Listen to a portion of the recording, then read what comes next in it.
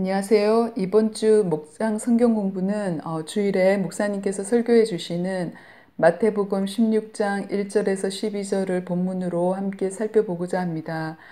이 본문이 두 단락으로 나누어져 있는데 먼저 첫 번째 1절에서 4절은 표징 문제라는 제목으로 나와 있습니다. 예수님을 시험하려고 바리새파 사람들과 사두개파 사람들이 와서 하늘로부터 내리는 표징을 보여달라고 요청하고 있습니다. 표징은 예수님이 하나님이 보내주신 그 메시아라는 것을 보여주는 기적을 말하는데, 예수님이 그동안 이미 많은 병자들도 고치셨고 죽은 자를 살리셨고 또 폭풍까지도 잠잠케 하셨고 몇 조각 떡과 물고기로 한 번은 어른 남자만 5천 명이나 되는 무리를 먹이셨고 또 그 다음에는 성인 남자만 4천 명이나 되는 그 많은 사람들을 먹이셨죠. 그렇게 수많은 표징을 행하셨음에도 불구하고 그것은 믿지 않고 또다시 예수님이 하나님으로부터 오신 분임을 보여주는 또 다른 증거를 보여달라고 이렇게 요청하고 있습니다.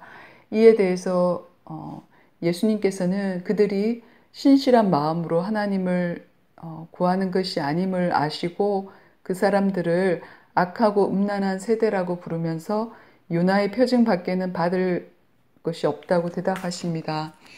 요나의 표징이라는 표현은 예수님께서 마태복음 12장에서도 바리새인들이 나와서 표징을 구할 때 말씀하셨습니다. 구약의 선지자 요나가 물고기 뱃속에서 사흘 동안 갇혀 있다가 기적적으로 구출되고 그래서 결국은 하나님이 그에게 가라고 하셨던 니느웨로 가서 회개하지 않으면 곧 망할 것이라는 그 하나님이 주신 말씀을 선포하였고, 전혀 기대하지 않았던 니느웨 사람들은 요나가 선포한 그 하나님의 말씀을 듣고 즉각 회개하였습니다.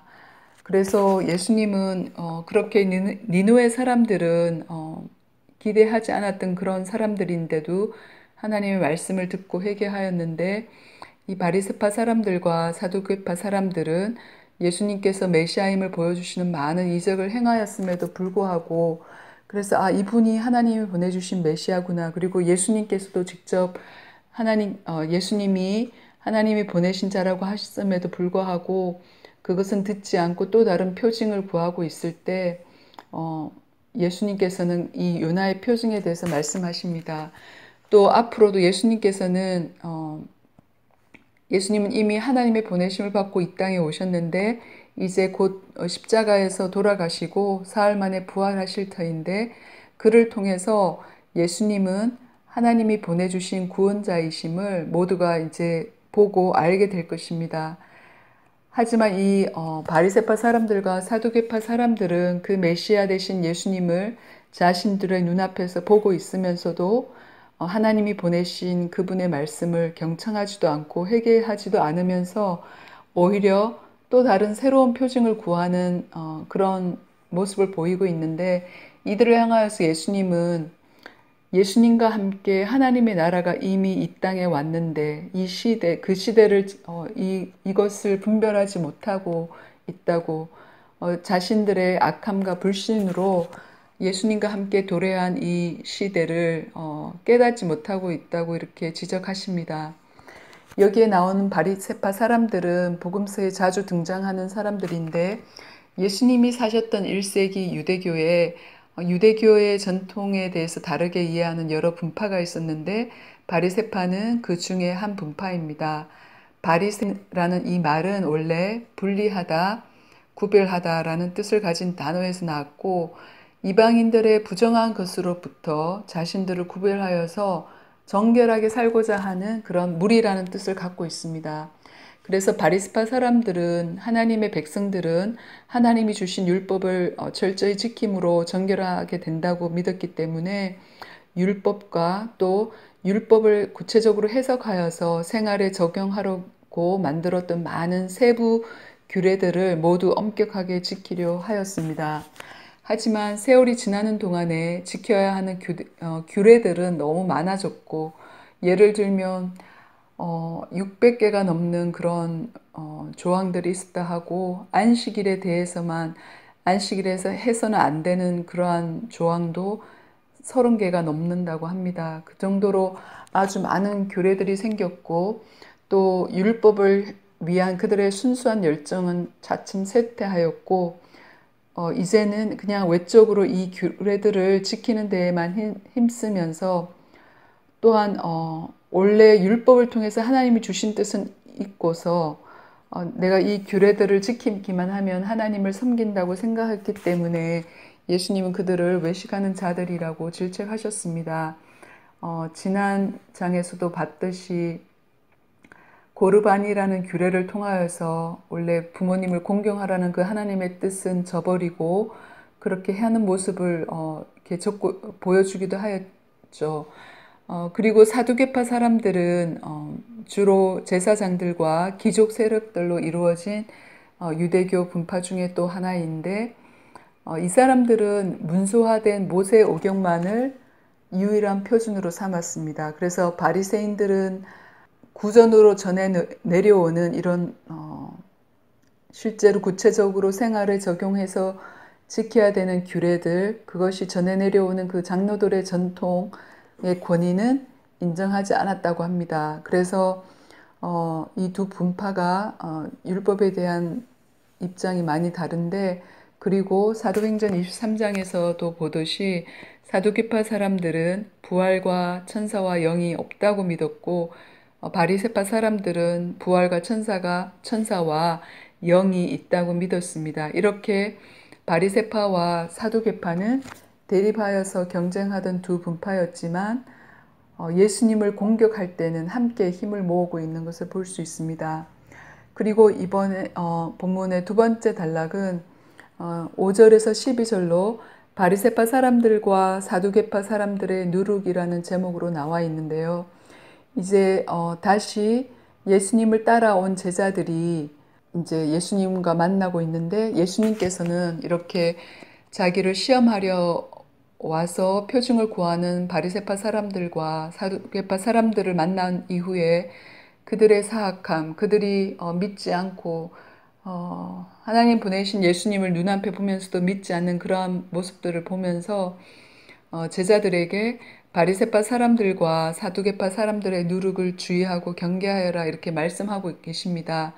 하지만 제자들은 오히려 이 말씀에 누룩이라는 말에 자신들이 빵을 가져오지 않았다는 것을 깨닫고 갑자기 그것을 염려하면서 수근거리기 시작하였습니다. 그래서 이에 예수님께서는 바로 최근에 그 많은 굶주린 무리들을 향하여서 예수님께서 안타까이 불쌍히 여기시면서 그들이 모두 충분히 먹고 그리고 또 남는 것을 많은 광주리에 거둘 만큼 사람들의 그 필요를 넘치도록 공급해 주셨는데 또 제자들인 그 자리에 있으면서 그 많은 무리가 먹고 한 번은 남자만 5,000명이 되는 큰 무리를 그 다음에는 남자만 4,000명이 되는 또 다른 큰 무리를 예수님께서 몇 조각 빵으로 먹이셨을 때 그 자리에 있었고 그 남긴 것을 광주리에 담았던 그 제자들이 그렇게 예수님은 우리의 굶주림과 그 힘듦에 불쌍히 여기시면서 대하시는 그런 선한 분이고 또 우리의 그 어려움, 필요를 채워주실 수 있는 권능을 가지신 분이라는 것을 정말 최근에 경험했음에도 불구하고 그리고 지금 바로 그 예수님이 자신들과 함께 계심에도 불구하고 제자들은 그 예수님을 믿지 못하고 의지하지 못하고 오히려 자신들이 떡을 챙겨오지 못한 데 대해서 당황하고 걱정하는 그런 모습을 보입니다. 그래서 그 모습을 보시고 예수님은 제자들이 믿음이 적음에 안타까워하시며 꾸짖으십니다. 그리고 나서 예수님이 그들의 누룩을 조심하라고 말씀하셨을 때 제자들은 아마 빵의 누룩을 생각한 듯 합니다. 그래서 우리가 빵을 오늘 지금 가져오지 않았구나 이런 그런 이제 필요에 대해서 생각했었는데 하지만 예수님은 위험이 그러니까 경계하고 주의할 것이 그 사람들의 빵 속에 있는 것이 아니고 바리새파 사람들과 사두개파 사람들의 가르침에 있다고 하십니다. 이렇게 적은 양의 누룩이, 그러니까 누룩은 빵을 부풀게 하는 효소인데 구약에서는 누룩을 넣은 빵은 제물로 드리지 않았고, 물론 예외적인 상황도 있었지만, 그리고 출애굽의 그 구원을 감사하는 절기인 유월절과 무교절 동안 이스라엘 사람들은 누룩을 집에서 치우고 또 누룩을 넣지 않은 빵을 먹었습니다.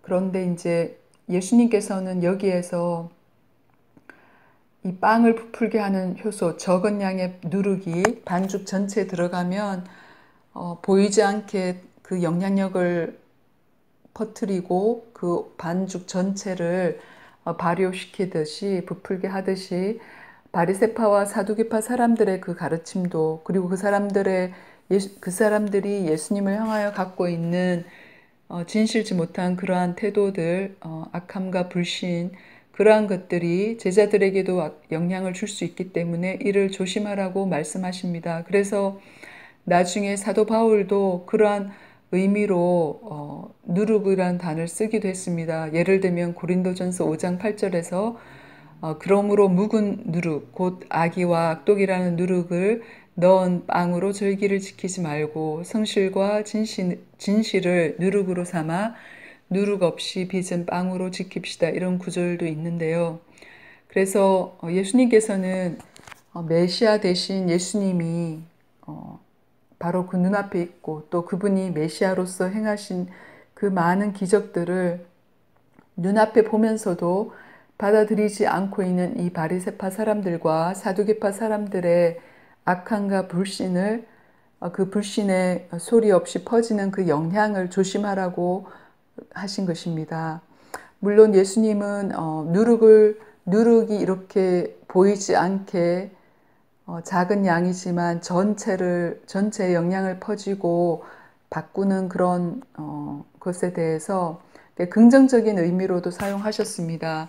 마태복음에서도 하나님 나라가 여자가 가루 섬 아래 넣은 누룩과 같다고 하시면서 하나님 나라가 겉으로 크게 드러나는 그런 모습이 아니라 작게 시작하였지만 모든 것에 퍼지고 우리와 모든 것을 다 바꿀 거라는 그런 의미로도 사용하신 적이 있습니다. 하지만 이 본문에서는 이렇게 바리새파 사람들과 사두개파 사람들의 그들의 악함과 불신이라는 이 악 영향이 눈에 보이지 않게 그 빵반죽 속에 들어있는 누룩과 같이 퍼질 수 있기 때문에 이를 조심하라고 경계하라고 이렇게 말씀하여 주셨습니다. 네, 그러면 오늘은 마태복음 6장 1절에서 12절을 함께 살펴보았습니다. 안녕히 계세요.